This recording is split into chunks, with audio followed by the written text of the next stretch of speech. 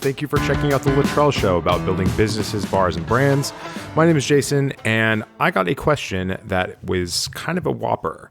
So the question was, how are you able to publish so much content on social media without driving yourself crazy?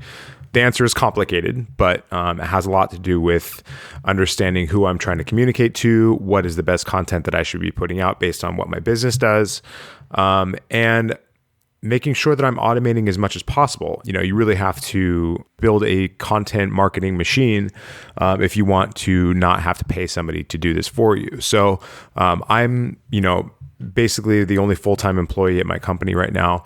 And so rather than spending all my time just tweeting and putting interesting articles on LinkedIn and doing posts on Instagram, I decided to build this machine using the technology that exists to automate as much of that as possible. So I actually spend about 2 or 3 hours a week promoting my business, which does not sound like a lot to me. If you have a business, if you sell a product or a service, then you need to not only work in the business, but also on the business itself. So that seems like a reasonable investment to me. I did this with a relatively small amount of money using the other tools that I use, like AppSumo, for instance. It's really important to understand why you should be using social media. And it took me a long time to figure out why I needed to use social media. But you have to understand that your customers are hiring you or your competitors based on their relationships or the recommendations from other people.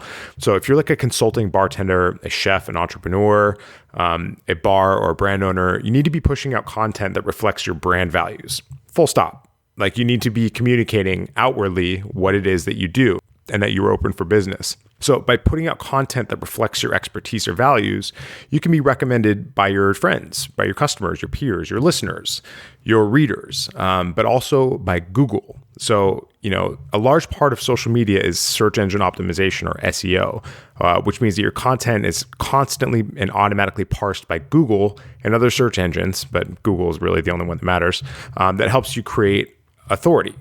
This comes with talking about subjects that you're an expert on, or something that's consistent with the people that, with the brand lifestyle that you're trying to create.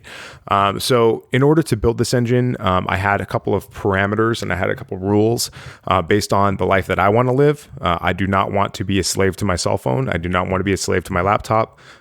So I made a few rules around what I was going to be willing to do to have a constant 24/7, consistent, and reliable social media presence. So my rules are: it has to be mobile. I have to be able to create content and syndicate and publish content from my cell phone, because I see myself working from a beach sometimes. I see myself working from anywhere in the world sometimes.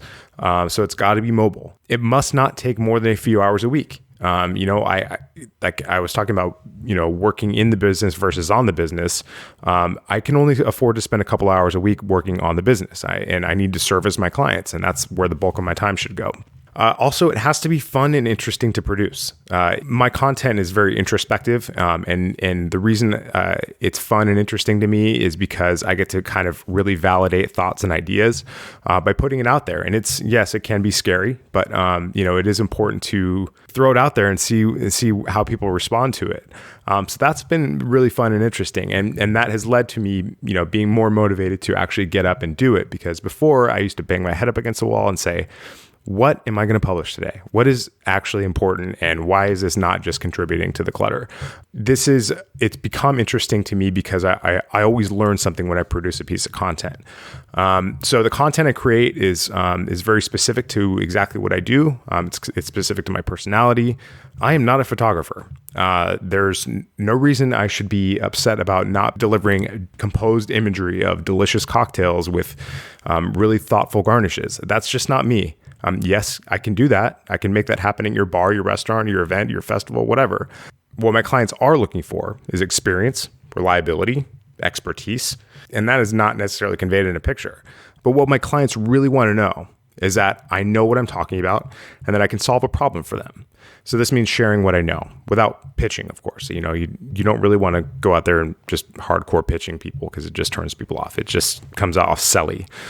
Put out content that is important to you, that is reflective of your experience and expertise, and people will reach out to you when they're ready. I wouldn't expect an immediate response, although that just might happen if you do this right.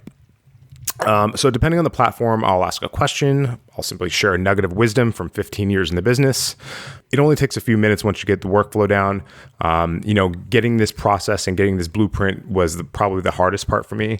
And then I was like, wait a second. Okay, now I have a place for all these ideas and a place for all these thoughts. And, that could be potentially valuable for my business. So in a minute, I'm going to go into sharing exactly how I do it. But for right now, let's talk about a couple different things. So spinning content means that you are using the same piece of content more than once. In fact, some of my content I use indefinitely, but some of these things you'll see that I've duplicated, syndicated from one platform to another because each of them has a different audience. Each platform consumes the media differently.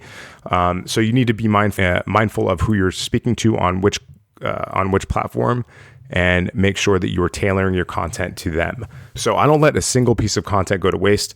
Each one is used at least a few times. Sometimes I put it in an evergreen content bucket for eventual syndication.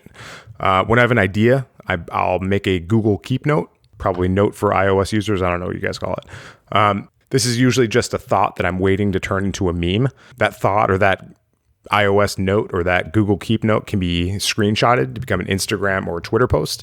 But here's what I do with it. So I will, if I don't have the time to turn it into a meme, I will jot it down really quickly and then just get back to it later. When it is time to come and create a piece of content from that thought, so I open up Canva and create an Instagram post. And that usually means a blank white box where I add the text of my thought. I will publish that straight to Buffer, where it is scheduled for the most appropriate time. For Buffer, the reason I use Buffer for Instagram is instead of what I'm going to get into later, Social is because Buffer is a little bit more reliable. The Social app is it's just not quite there yet. But Buffer is extremely reliable, and I tell it to publish weekdays at about 10 o'clock in the morning because that's when people respond to my Instagram post for some reason. Instagram stories are done throughout the day, live typically with specific things that I'm doing or things that I'm thinking about. Usually pictures of my kid.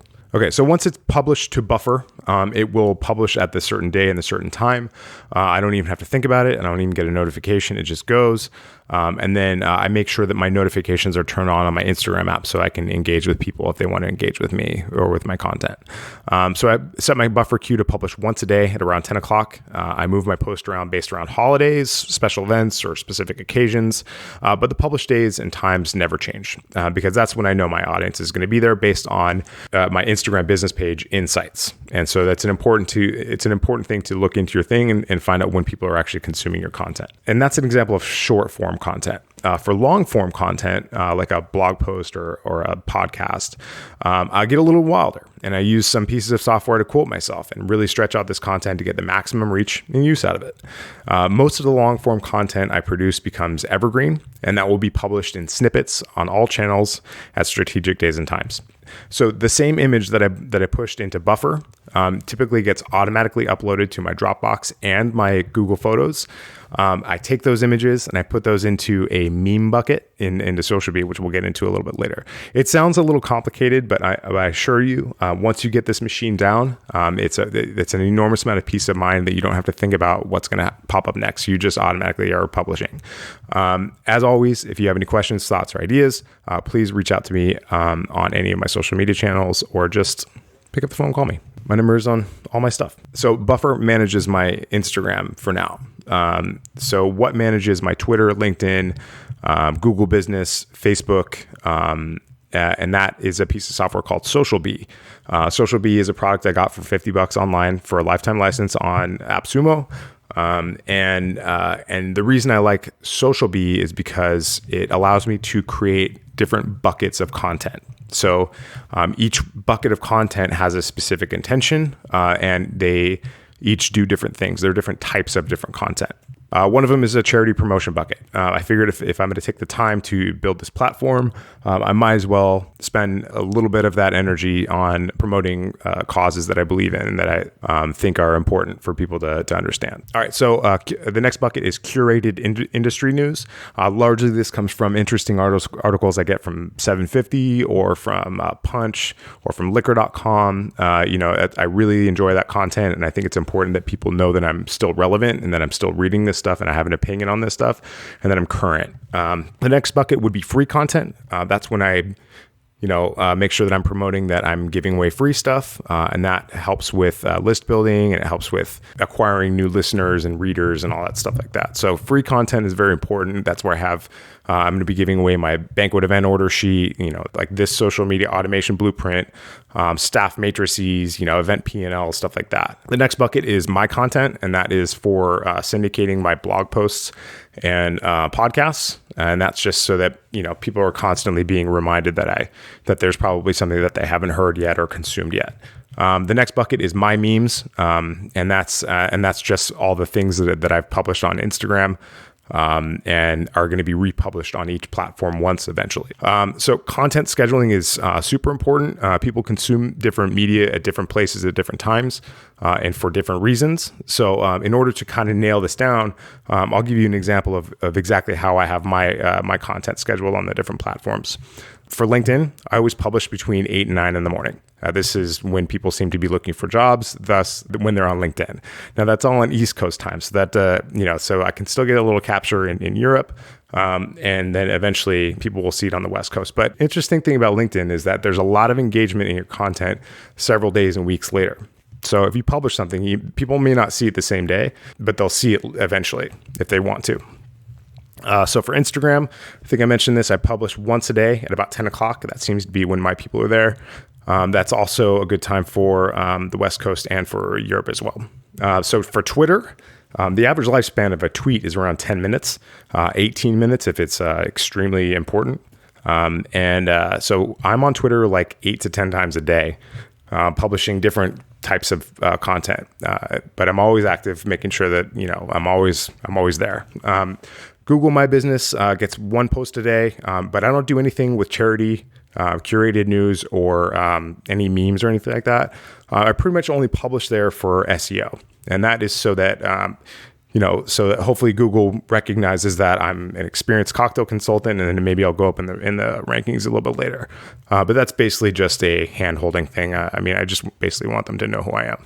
So the tools and techniques I mentioned here are by no means the only way to get your messaging and brand out there, but this is what I've found has worked for me without a whole lot of effort. Yes, it's going to be difficult to build a machine. Yes, you're going to have to spend a few bucks, but I found that it's effective. And I find myself not working from my cell phone or my laptop any more than is absolutely necessary for this, while still maintaining a consistent presence out there. So this is the engine I built. Feel free to take it apart, swap out the components, make it better. I look forward to hearing about how you made it better so you can help me make mine better. I hope you enjoyed this episode about social media production and automation, and I hope you found some motivation from it. If I mention a product, it's because I actually use it, but I have no official relationship with them. If you want to support the show, be sure to check out the affiliate links in the show notes. I wanted to keep these shows super short and dense. If you have any thoughts, questions, or ideas, please be sure to reach out to me at Jason Luttrell on Twitter and Instagram, or search for Jason Luttrell on Facebook and LinkedIn. If you got anything out of our time together, you can thank me by simply sharing this with another person. If you love the show, please hit the subscribe button and leave a rating and review on iTunes or wherever you get your podcasts.